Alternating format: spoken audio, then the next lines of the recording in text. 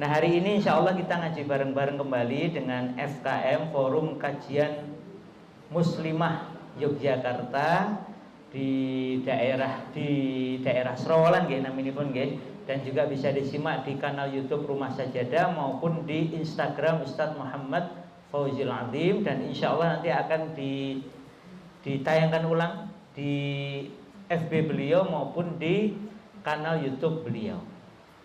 Hari ini ibu-ibu sekalian maupun jamaah yang menyimak dari online, insya Allah kita akan melanjutkan pembahasan tentang mengatasi remaja sulit.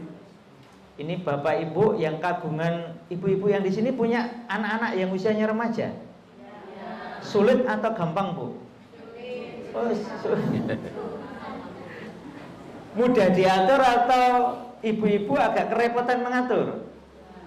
Nah, semoga mudah diatur. Umpamanya belum, moga-moga pertemuan hari ini insya Allah bisa membantu agar kita bisa mendidik anak-anak kita ini sesuai yang dituntunkan oleh Rasulullah Sallallahu Alaihi Wasallam, dan juga belajar ilmunya. Bagaimana ilmunya mengatur remaja-remaja ini agar mereka menjadi remaja-remaja yang insya Allah, kalau pakai bahasa beliau kemarin itu identity foreclosure, identitasnya niku sempurna dalam akidahnya, sempurna di dalam menjalani hidupnya agar mengikuti apa yang telah Allah Ta'ala tetapkan. Nah, sekedar pengingat ibu-ibu sekalian, kan ini pertemuan kesekian. Ini 2 bulan yang lalu atau 3 bulan yang lalu, Bu? 3 bulan ya. 3 bulan yang lalu. Nah, suaranya mantap beliau. Jadi 3 bulan yang lalu kira-kira kita sudah membahas tentang apa itu remaja sulit. Dan ibu-ibu, ada remaja yang memang pribadinya sulit, ada yang sebenarnya remaja yang baik, cuma perilakunya ada yang sulit. Kemudian ketika kita mau menangani anak kita atau remaja yang sulit ini tadi, yang bermasalah ini tadi, maka kita perlu mengecek diri kita dulu. Kayak saya ini sudah siap belum ya mengatasi remaja yang bermasalah, remaja yang sedang sulit ini. Jangan sampai kita mau mengatasi remaja sulit, kita sendiri masih dalam kondisi sulit. Harus clear dulu, oh ini saya sudah emosi sudah stabil, pikiran sudah jernih, kemudian hati sudah tertata. Bismillah, insya Allah luruskan niat, baru kemudian kita ngajak ngobrol, membuka keran komunikasi anak atau remaja kita yang sedang mengalami atau melakukan perilaku sulit tadi. Jadi apa ibu-ibu, yang pertama cek diri dulu sendiri, sudah siap atau belum. Jangan sampai mau memadamkan api malah kita bawa, bukan hanya bawa api, Bu, bawa apa, Bu? Bawa minyaknya malah. Sehingga kita itu bukannya memadamkan api yang ada di dalam hati anak atau di dalam diri anak, tetapi malah membakarnya menjadi makin kuat. Maka kita harus yakin kita tuh mau membawa air. Nah, hari ini insya Allah kita akan lebih detail tentang terus bagaimana komunikasi kepada anak-anak seperti ini. Nanti juga kita minta beliau untuk mengingatkan kita kembali tentang apa-apa yang harus kita lakukan di awal komunikasi kita dengan anak-anak tersebut. Tapi sebelumnya Ustadz Fauzil Azim sehat? Alhamdulillah, Masya Allah. Suaranya mantap ya. Alhamdulillah. Ustadz, gimana kondisi sehat, Ustadz? Alhamdulillah. Kalau kondisi remaja-remaja kita gimana? Nah, ini yang perlu PR bagi kita, wabil khusus Jogja, gitu ya.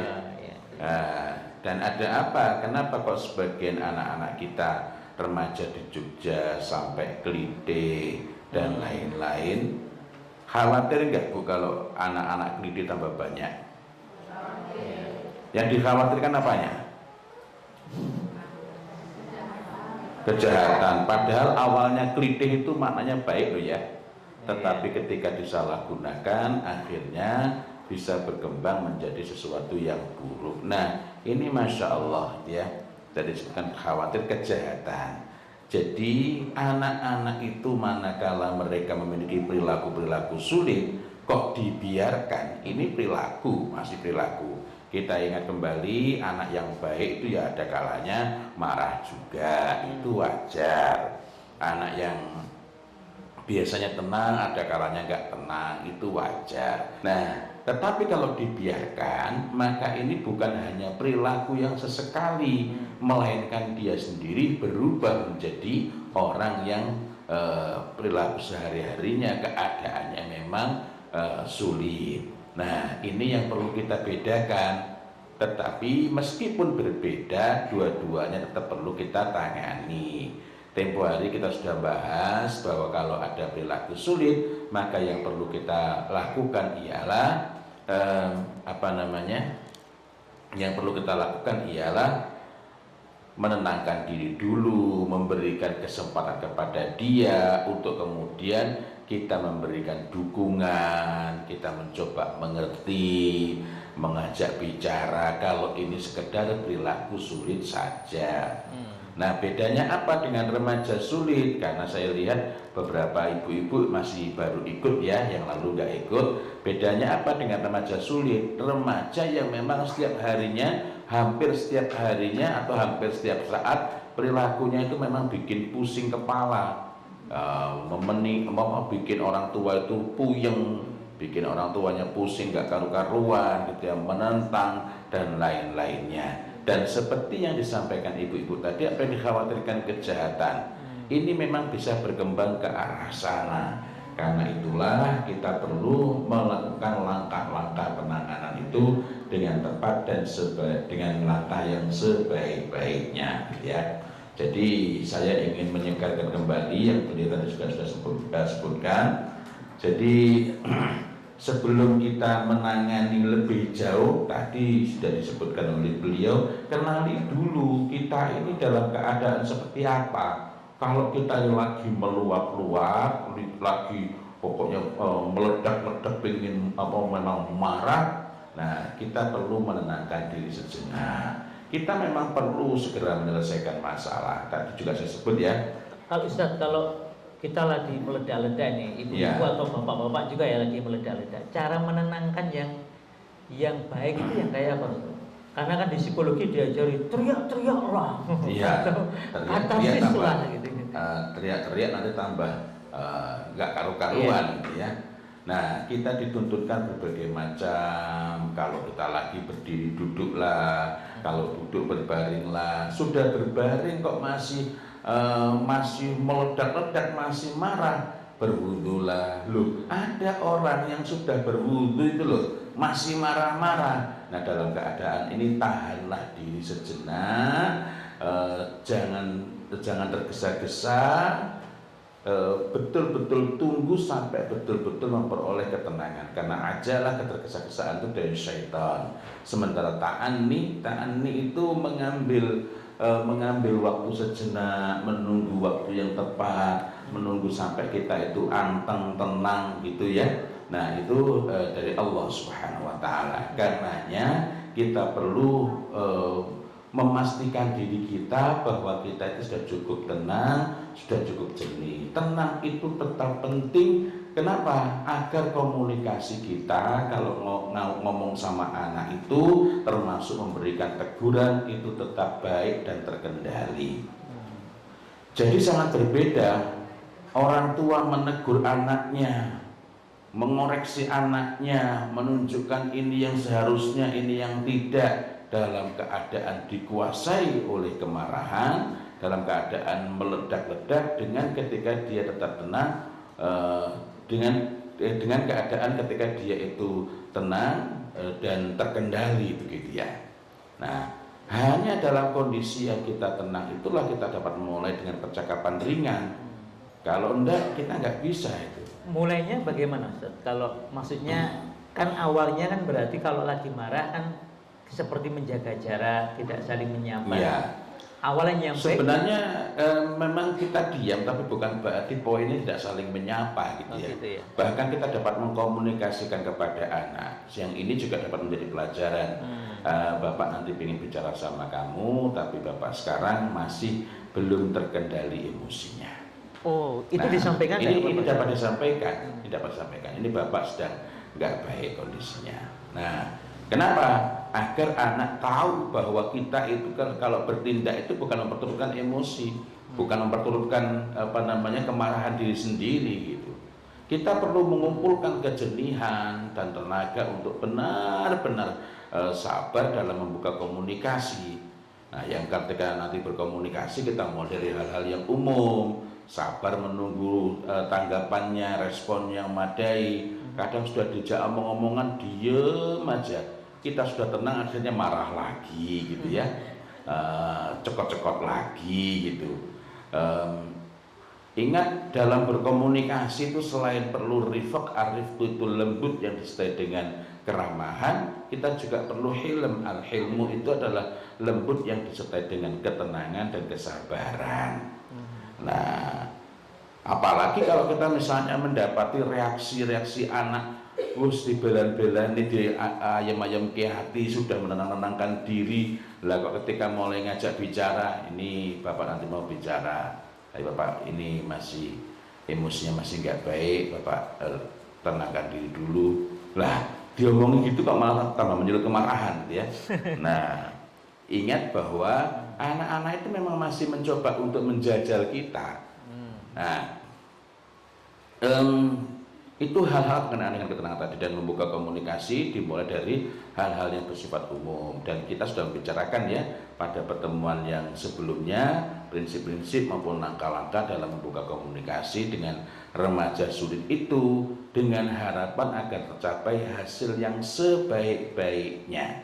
Itu semua kita perlu lakukan dengan segera tapi bukan tergesa-gesa, ya. Jadi segera. Ingat bahwa ketika perilaku-perilaku itu dibiarkan dapat berkembang menjadi semakin tidak baik. Nah, sementara kalau kita biarkan, karena sebagian orang tua mengatakan lah ya wis, mengkolak ya wis ngerti-ngerti dewi, ya sudah biarkan, nanti kalau sudah nanti kan dia paham-paham sendiri. Yang namanya anak-anak ya gitu, kayak orang tahu nom wae, kayak nggak pernah muda saja. Ya mungkin saja ada anak-anak yang berubah tanpa kita ubah, jadi berubah dalam tanda petik dengan sendirinya sehingga tidak lagi menjadi remaja sulit. Nah, ini misalnya disebabkan hadirnya teman sebaya, konco dolani sing apik, tiba-tiba dia ketemu teman yang begitu peduli sama dia, mau dengerin dia, tapi bukan ngompori dia. Ayo wis diantel wae. Nah, itu berarti ya ketemu teman tapi ngompori. Ini teman yang mau mendengarkan dan mau mengarahkan, teman yang berpengaruh, atau mungkin dia ketemu dengan orang dewasa yang benar-benar dia dengarkan. Tetapi ini kan bukan kaidah menangani anak. Ya kalau ketemu begitu alhamdulillah. Di sisi lain inilah pentingnya doa. Doa, kita berusaha tapi kita tidak tahu siapa nanti yang menjadi sebab berubahnya anak kita. Doa tadi apa yang dibaca oleh beliau tadi, doa-doanya Nabi Ibrahim alaihissalam. Nah, Masya Allah, doa-doa yang memang Allah Ta'ala sukai disebutkan dalam Al-Quranul Karim, ataukah doa mamanya. Saya jadi teringat suatu saat ada seorang ayah itu minta kesempatan untuk berbincang-bincang mengenai masalah anaknya, mengenai masalah anaknya. Dan ketika berdoa itu beliau mengatakan, saya sudah mendoakan agar anak saya itu menjadi orang yang tenang. Tapi ketika anaknya menjadi tenang, betul tenang, perilaku lainnya nggak baik. Nah, ini salahnya di mana? Ya salahnya ketika berdoa hanya minta yang petilan-petilan gitu. Padahal yang dituntunkan dalam agama kita itu kalau berdoa itu yang qalla wa dalla, ringkes padat. Jawami doa yang ringkes ya. Qalla wa dalla bisa berbicara ya, tapi dalam kaitan dengan doa itu jawami doanya ringkes tapi mencakup keseluruhannya. Kalau kita memohon anak kita itu menjadi orang yang orang yang menjadi penyejuk mata dunia akhirat, nah yang lain-lain itu pasti ikut, tenangnya ikut dan lain-lainnya ya. Nah, jadi sekali lagi memang mungkin saja kita itu diam, ya wis lah mengko ya api-api dhewe, mengko ya lak ya leren-leren dhewe, nanti kan juga berhenti sendiri. Itu memang mungkin saja terjadi, tetapi yang tidak berhenti malah sansaya suwe sansaya ndadi, semakin lama semakin bertambah ulahnya semakin bertambah, kenakalannya semakin bertambah, penentangannya itu juga tidak sedikit dan bahkan sangat banyak. Nah, remaja sulit laki-laki misalnya secara terus-menerus menunjukkan dirinya sebagai sosok yang pemarah, bukan kadang kala marah tapi dikit-dikit marah, agresif, menentang orang tua atau kasar. Nah, kalau ini terjadi di rumah kita itu terus-menerus lah, ya kita itu yang malah nggak bisa hidup dengan tenang tuh. Kita sebagai orang tua itu anak nggak pulang gelisah, di mana dia, ngapain dia. Tapi kalau pulang itu kita ketakutan. Ini kan sungguh-sungguh naudzubillah min dzalik, summa naudzubillah min dzalik. Anak nelpon kita deg-degan, anak notok pintu kita khawatir, nggak pulang kita risau. Nah, ini terjadi kenapa? Wallahu a'lam bishawab.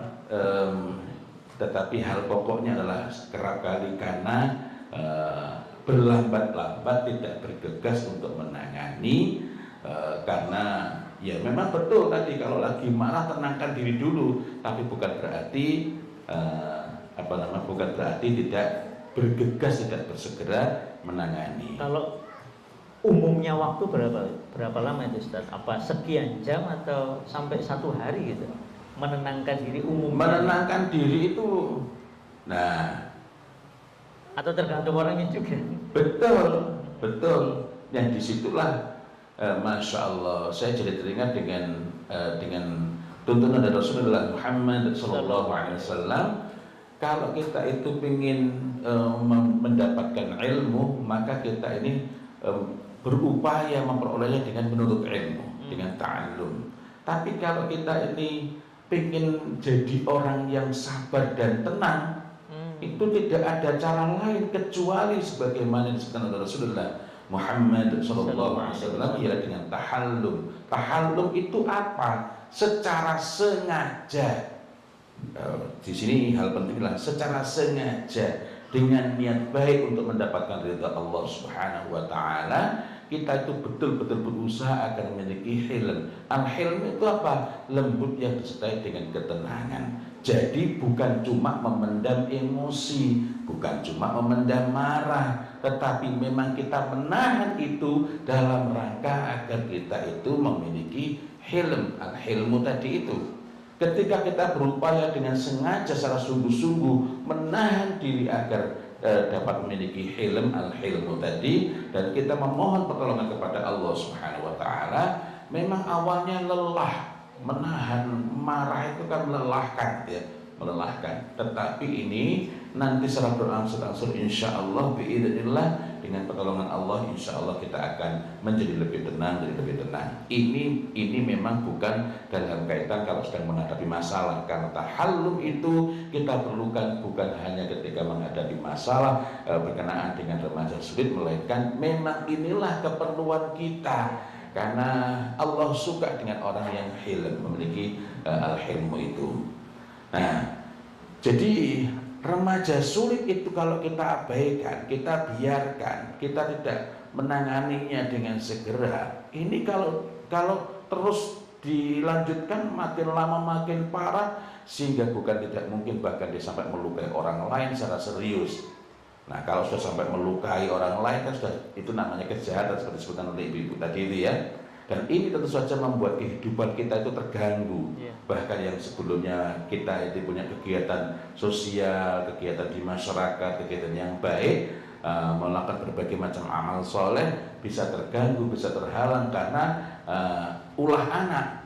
Apalagi kalau ditambahi lagi teman-temannya bukan mendukung, membantu mengatasi masalah, melainkan galah bu serasa ngomong dur anak dhewe wae ngono. Nah, ini hal yang tidak sepatutnya ya. Hal yang tidak sepatutnya. Kenapa? Masalah yang sama itu bisa menimpa siapa saja.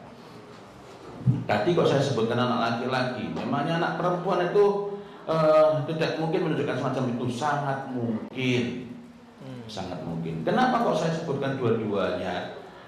Sebenarnya ya dua-duanya itu sangat mungkin. Anak perempuan ya sangat mungkin untuk banting pintu, menuntutnya dia itu tas dihempaskan itu. Akan tetapi saya sengaja menyebutkan terpisah anak laki-laki maupun anak perempuan, karena ketika membahasanya anak, wah Kalau anak perempuan kan nggak mungkin, itu sangat mungkin. Nah, hari ini kita tidak secara khusus membahas tentang kemarahan remaja.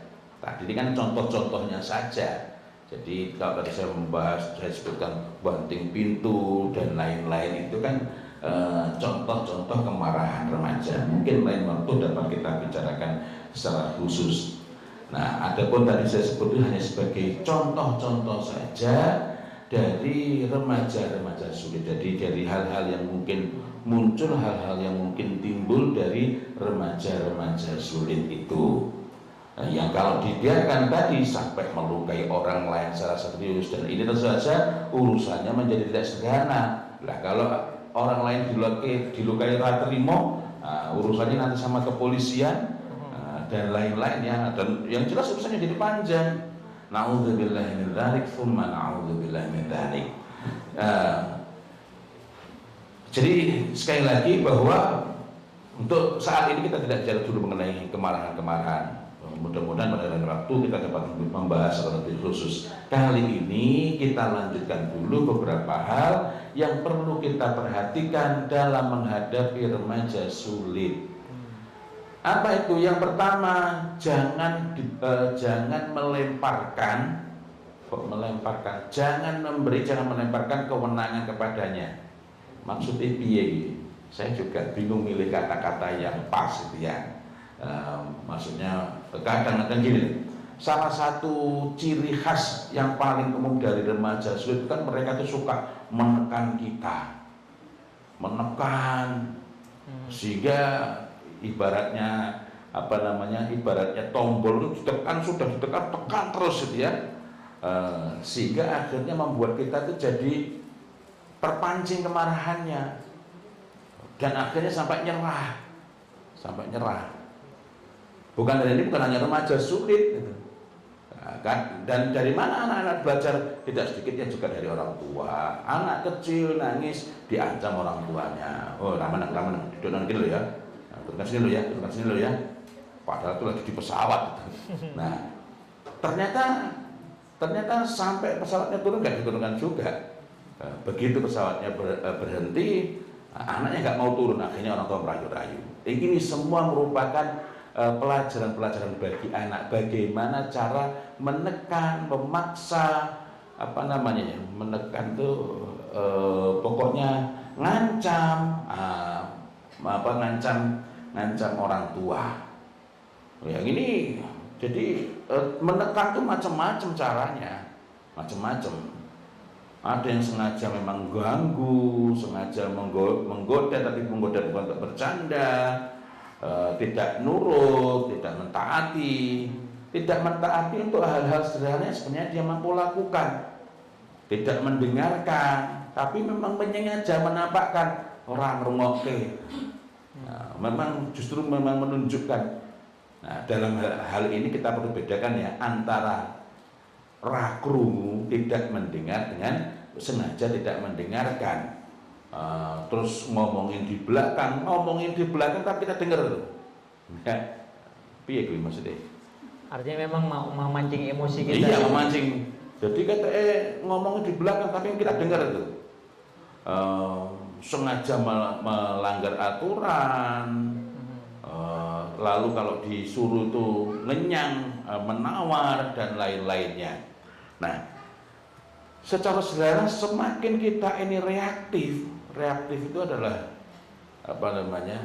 orang anggur dipikir tambah nesu gitu, semakin kesal kita ini, tambah jengkel, tambah embarai, semakin bikin kita mudah lelah, dan akhirnya remaja sulit itu menganggap bahwa wah ini wis kuwasa itu, wah berhasil. Apa yang diharapkan? Yang dimaui itu masih belum, tetapi menjadi buruk ketika orang tua menyerahkan kekuasaan kepada anak untuk hal-hal yang buruk itu. Maksudnya menyerahkan kekuasaan itu dia. Ya wis sakarepmu, ora gelem diatur ya wis kono sakarepmu. Sebenarnya ya wis sakarepnya, sudah terserah kamu. Kalau kamu nggak mau diatur sudah terserah kamu. Kamu apa terserah kamu. Sebenarnya itu bukan mempersilahkan ya, bukan memberikan kewenangan sebenarnya. Tetapi buat remaja yang memang lagi golek perkara seperti itu, dia omongin begitu ya justru dia melakukan. Ketika ditegur, dia mengatakan, "Lu kan sakarepku itu ya." Iya, ujare ngomong kon pelin-pelan. Nah, jadi ini hal yang kita itu perlu betul-betul berusaha menjaga agar jangan sampai kita tuh melemparkan kewenangan. Bahasanya piye to sing enak itu. Jadi anak-anak yang semacam itu kok kemudian dikanani, ya wis sakarepmu. Ra gelem dikanani kono sakarepmu. Terserah. Nah, ini kan sebenarnya kita kalau kitanya sendiri kan paham bahwa itu bukan memberikan kepercayaan. Tapi buat remaja sulit itu yang ditunggu-tunggu. Berarti kalau kita itu sudah dalam kondisi memuncak gitu, sebaiknya memang kita tadi Ustaz mundur lagi ya? Iya. Jangan melemparkan wewenang. Saya sebenarnya kurang cocok juga dengan sebutan ini. Karena berarti jangan menyerah gitu. Ya, maksudnya jangan sampai menyerahkan itu. Ya wis sakarepmu. Karena ya wis sakarepmu itu meskipun orang itu dapat memahami bahwa itu bukan memberikan kewenangan, tetapi buat dia ketika ditegur, "Loh, kowe iki apa ngono kowe?" Apalagi kalau anak sampai mengkowe-kowekan kepada emaknya. Kowe sing ngandani to. Wah, ini semakin membuat kita marah. Jadi poin pertama ini karena ini memang yang kerap terjadi.